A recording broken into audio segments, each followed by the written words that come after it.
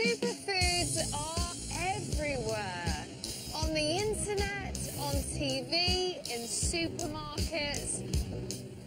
We're spending more on healthy eating than ever before, and food producers know it. As consumers get smarter, superfood claims get bigger. They say they'll make you fitter. Does this stuff really do the do? Smarter. So this is your brain. Look at that. Younger.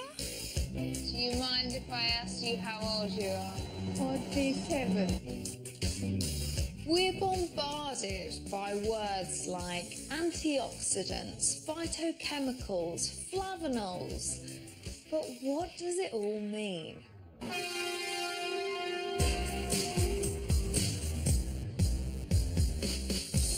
I'm on a global quest for the truth behind the hype. Hello, Morocco. Investigating. How do you turn this boiled soybean into natto? Testing.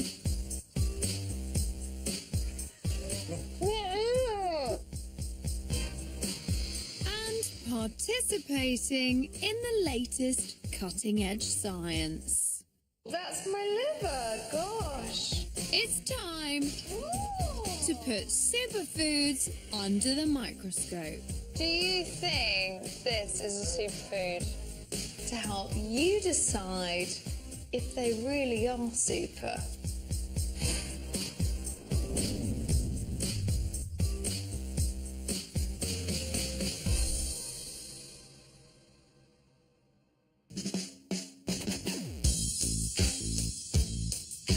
This week, I'm in Morocco to find out if this exotic spice can help fight depression. It's really good. You can taste the saffron.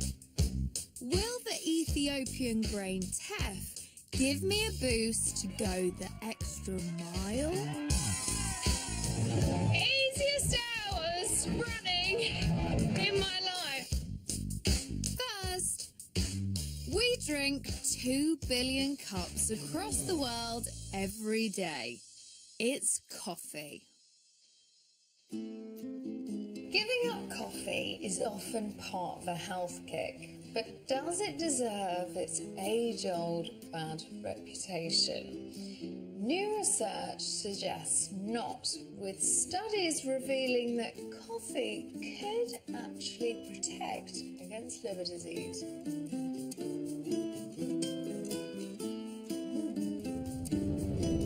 To investigate, I'm off to Italy. Down there, it's the Bay of Naples. Buongiorno! Here, coffee is part of the culture. Per favore un caffè. In fact, the Italians drink twice as much as us Brits and have relatively low rates of liver cirrhosis compared to the rest of Europe. That is like rocket fuel. Molto forte. How many of these would you drink in a day? 6 to 7.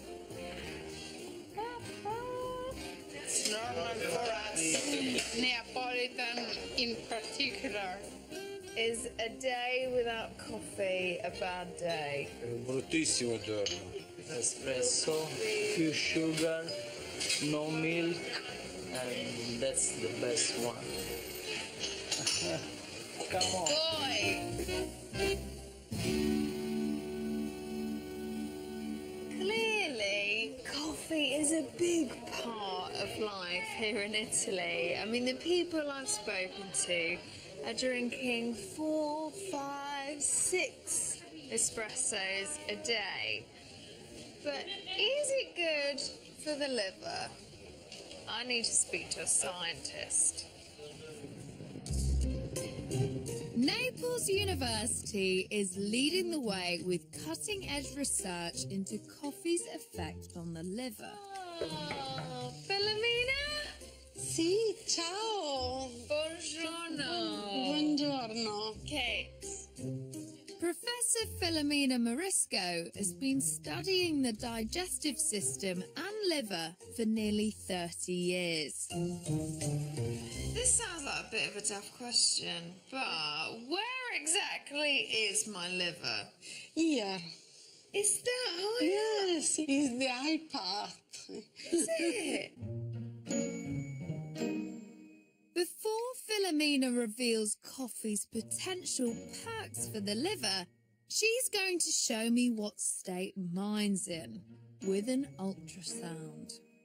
Lie down? Okay. That's my liver, gosh. Liver disease can be triggered by a high-fat diet or excessive alcohol consumption. Yes, yes.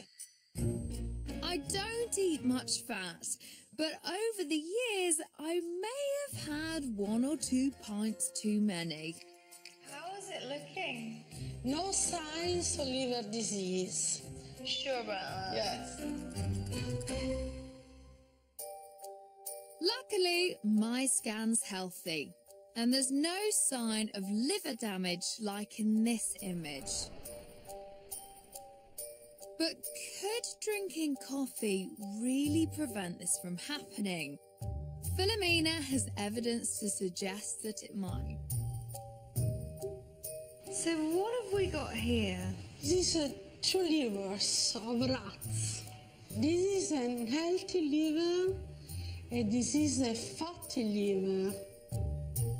In the lab, one rat was fed a healthy diet, whilst the other received high-fat food. The difference between their livers is clear. I mean, that Yes. looks twice the size. Yes. Filomena fed another rat the same high-fat diet, but this time gave it coffee. If you drink a coffee with a high-fat diet, Yeah. the damage was reduced. Looking at the 2 livers, the effect of the coffee is clear. I can't believe that coffee has had that kind of impact on a liver. The liver is protected by the damage of high-fat diet. I can't believe that. I have more questions about the science, but Filomena wants to make sure she's getting her daily quota of espresso. Gracias. So, how does coffee help the liver? Studies suggest that different compounds in the coffee, melanoidins and polyphenols, are able to have an antioxidant effect and an anti-inflammatory effect on the liver. Polyphenols, Polyphenols and melanoidins. melanoidins. When we drink coffee, melanoidins and polyphenols pass through the bloodstream to the liver. Both of these compounds are antioxidant and anti-inflammatory. Filomena's research suggests they can neutralize toxins which can damage our liver. So, how many cups of coffee do you have to drink a day to have this beneficial effect on your liver? About 4 cups of coffee, 4. no less. That's a lot of coffee, Yes, isn't 4 it? cups. How many do you drink a day? Yes, 4 cups. 4 cups of coffee every day. Well, you're Italian. Yes. Whilst there are risks associated with excess coffee drinking, the Department of Health say 4 cups per day is considered safe. But what if you don't want to shell out on fancy coffees? This is almost a bit of a swear word. I want to almost cover your ears. But what about instant coffee? Non ho capito. What about Instant coffee. instant coffee? Yeah, the granules. Okay. No problem. Vino. It seems like instant coffee isn't even part of the Italian language. Oh, for Italian is no good, but is same for the liver. Really? No. Yes, because the component of the coffee is the same. Great news! It seems any way you like it, coffee gets the green light as a superfood for the liver. On that, I think we should do a little chin-chin.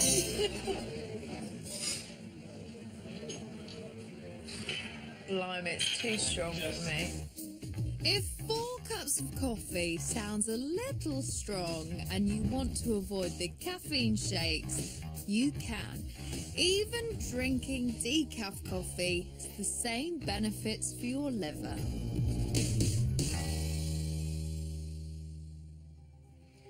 Our mental well-being is just as important as our physical health. But the reality is that 1 in 5 of us will become depressed at some point in our lives. Treatment usually involves some kind of therapy or antidepressants. But I'm interested in a more traditional remedy that's been used in Morocco for hundreds of years. Saffron.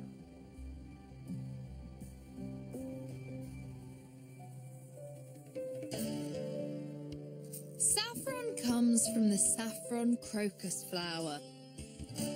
Incredibly, you need to pick around 150 flowers to make just 1 gram of the stuff. Hence why premium quality saffron can cost up to £75 a gram. Saffron can grow in the UK, but it's here in Morocco where it's used for more than just its flavour. As the priciest spice in the world, it's often kept for special occasions like weddings. I've come to Marrakesh to find out more. Merhaba. Kate. Hanan. Hanan? Hello. Ahlan. Ghizlan. Rizlan. مرحبا Rizlan and Hanan. Hanan. What is this outfit? This is the traditional dress wedding. You look gorgeous. Oh, thank you. See, I'm getting married next month. Oh, really? Yeah. And I'd love to get married in this. Really? Yeah. You wanna try like this? Yeah. Okay.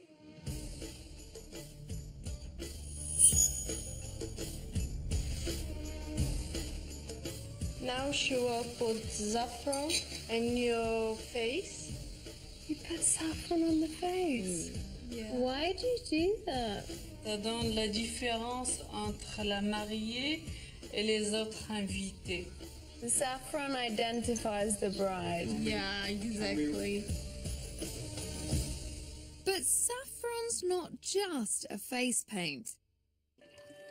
Traditionally, saffron tea is given to important wedding guests as a sacred drink to lift the mood. Bisaha. Bisaha.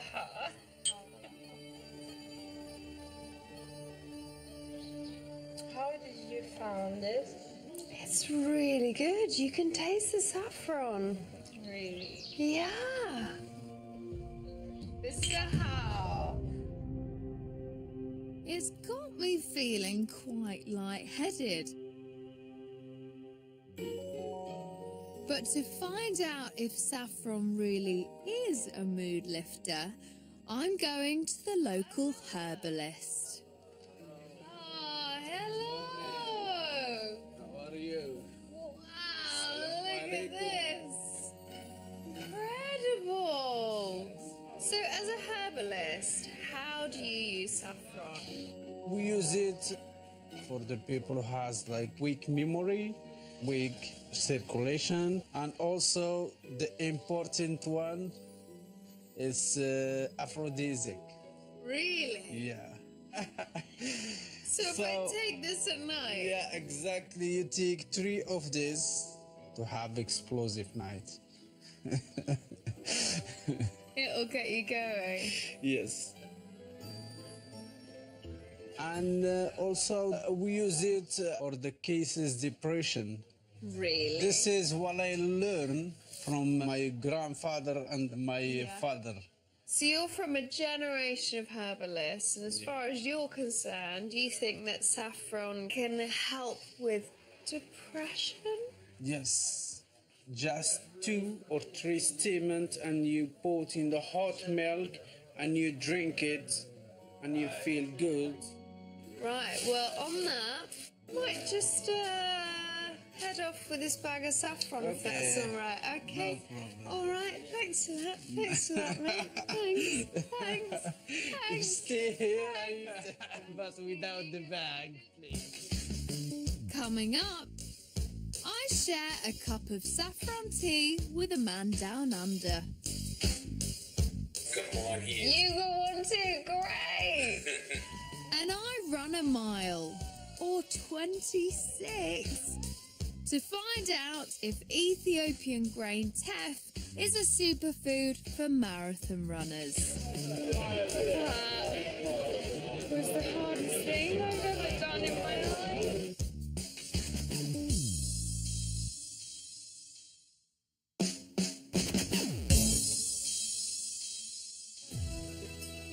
I'm in Morocco, drinking a spice worth more than its weight in gold. It's really good.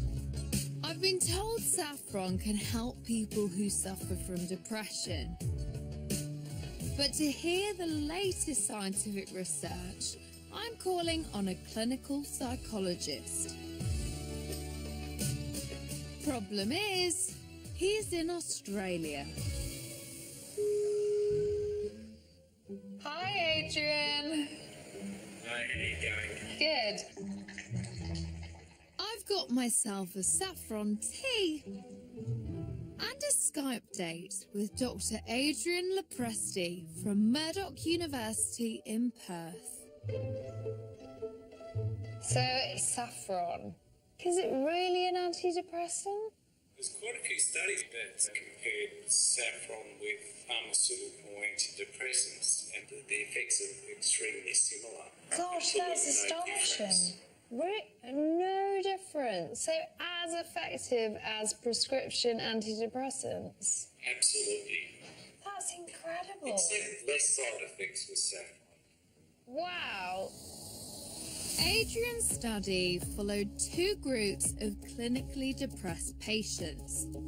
One group were given a leading antidepressant, while the other were given saffron. Neither group knew which they were taking. Over the next 6 weeks, improvement was seen in both groups, and the results for antidepressants and saffron were almost identical. So how does it work? I mean, what does it actually do in the body? Previously, depression was kind of believed to be associated with low serotonin, and the research has confirmed that it's far more complicated than that. Recent research shows is that people with depression have high levels of inflammation. They also have high levels of oxidative stress, and saffron is a nice anti-inflammatory, natural anti-inflammatory. It also is a really potent antioxidant, and it also seems to have kind of neuroprotective effects, and particularly the mood-lifting serotonin. So kind of a range of effects on the physiology. Absolutely. There's a debate around what role serotonin plays, but Adrian is currently carrying out in-depth physiological studies into exactly how saffron works. How much saffron are we talking? Because, I mean, I've got a little cup of saffron tea here. Got mine here. You got one too? Great! Well, how much saffron would you need to consume every day to have that beneficial effect? Well, the studies have used 30 milligrams of saffron. How much that translates as a tea, it's kind of difficult to determine. But in terms of kind of the saffron threads, it's probably around about 10 to 20 a day. Well, cheers to that, Adrian. Enjoy that saffron tea. Absolutely. So, the evidence is steadily growing that saffron could be an effective antidepressant with a lot less side effects than prescription drugs. So, it looks like this potential super spice could have a very happy future. But clinical trials are still in their infancy. So while initial results look promising, it's too soon to declare it as a superfood. And of course, you shouldn't swap a medication for any superfood without talking to your doctor first.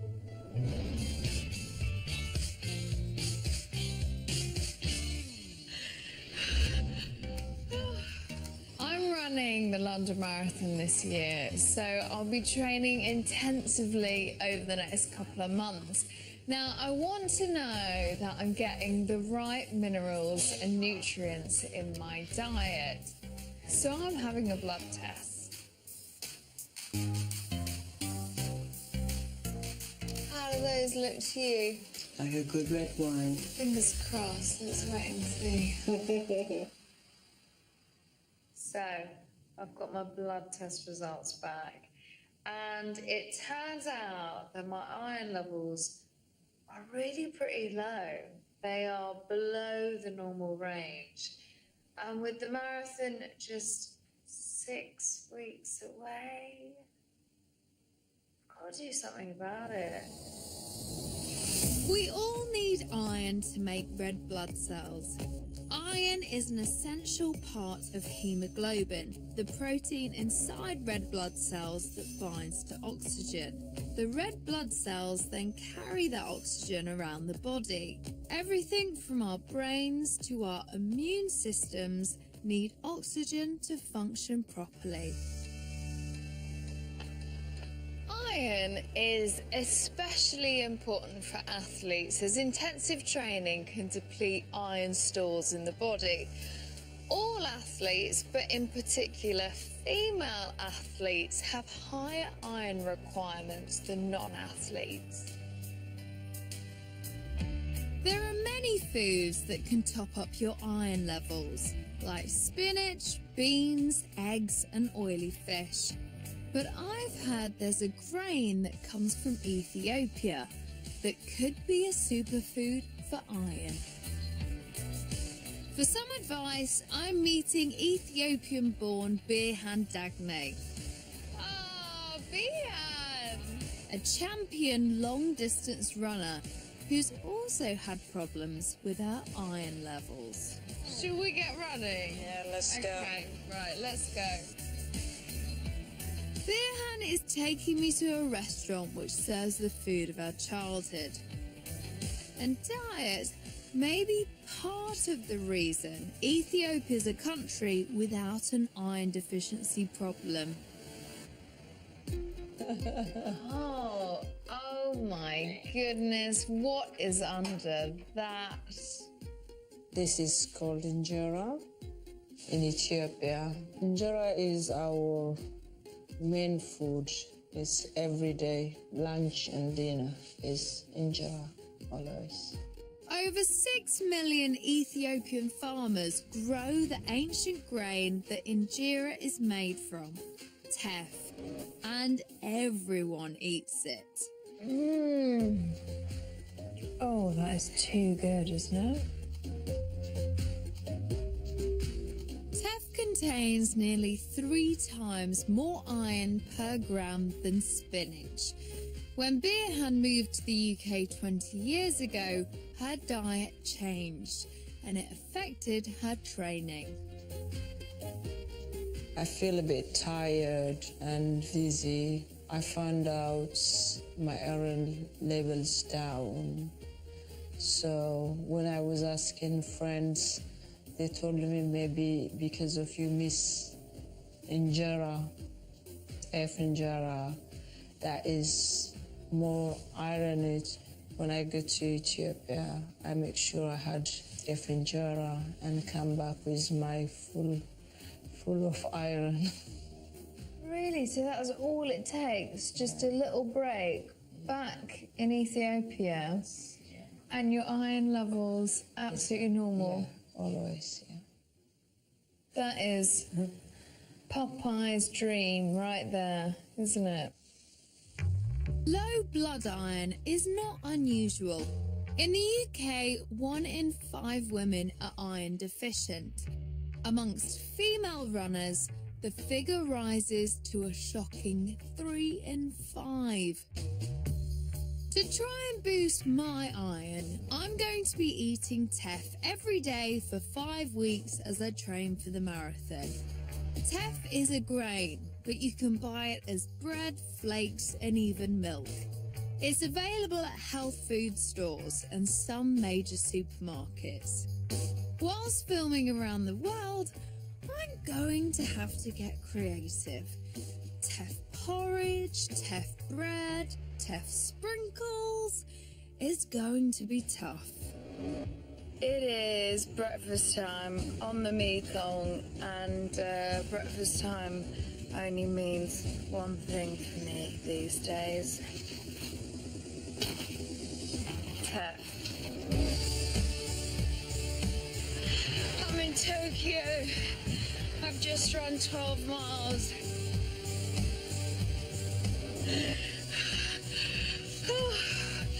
I'm just home after running 18 miles, and I'm just plugging on with this teff, thinking maybe this is gonna help. More of this stuff. After 5 teff-tastic weeks, another blood test. I've just got my blood test results, and they're not exactly what I was hoping for. It turns out that the iron levels in my blood have actually dropped from where they were 5 weeks ago. So to learn what went wrong, I'm meeting exercise nutritionist Dr. Eva Alayunte. She pioneered a study putting a group of female runners on a teff-rich diet for 6 weeks. We looked at how long you can run till you're completely exhausted. Now, some of the runners did improve their performance, which was an interesting finding to us. And it was only a small pilot study, so more bigger, larger studies needed to confirm that result. So Eva's study suggests teff could help some athletes run for longer. But what about their iron levels? Some of the runners, particularly those that were deficient in iron to start with, improved their iron status. The opposite happened to me. Why do you think my iron levels went down? Because you were preparing for your marathon, you increase your training load, and in activities like running, you have something called a foot strike. So every time you run, you actually rupture some of the red blood cells, and it might be that you were actually using up that iron, extra iron that you were getting anyway. Unlike the women in the trial, I've been running further and further each week and losing increasing amounts of iron. more than I was consuming in all those bowls of teff porridge. So, if I hadn't have been eating teff every day, my iron levels could be even lower than they are right now. Yeah. Wish me luck. Good luck. I need it. After 6 months of training, cutting out booze, eating clean, and consuming more teff than I even thought was possible, finally it's marathon day. Hopefully I've got enough iron in my blood to supply my leg muscles with the oxygen they need. Okay, we've come this far. Just got 26.2 miles to go. I'm running this for Papworth Hospital, for the NHS, and for my dad. 3, 2, 1.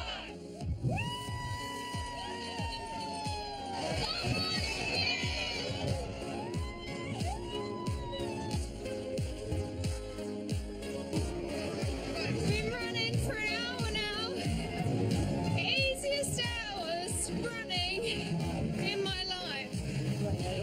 Maybe I'm speaking too soon.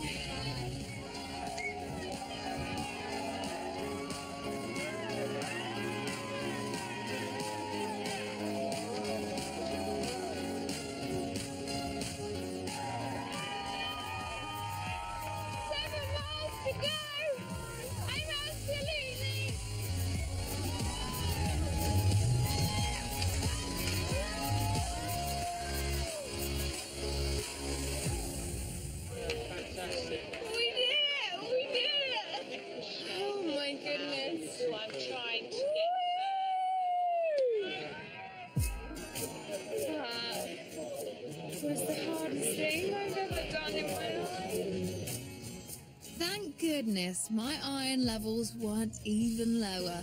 Maybe all that teff was worth it after all. But bigger trials are needed to say for sure if it really can help you run for longer.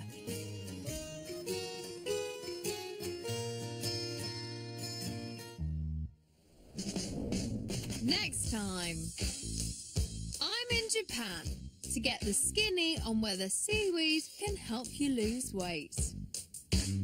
You've got a smaller waist than me. Can blue cheese really help our stomach health? How much cheese is in here? 13 000 fromages. And we invent a superfood of our own to see who'll buy into Icelandic chalk. He's got them eating out of his hand.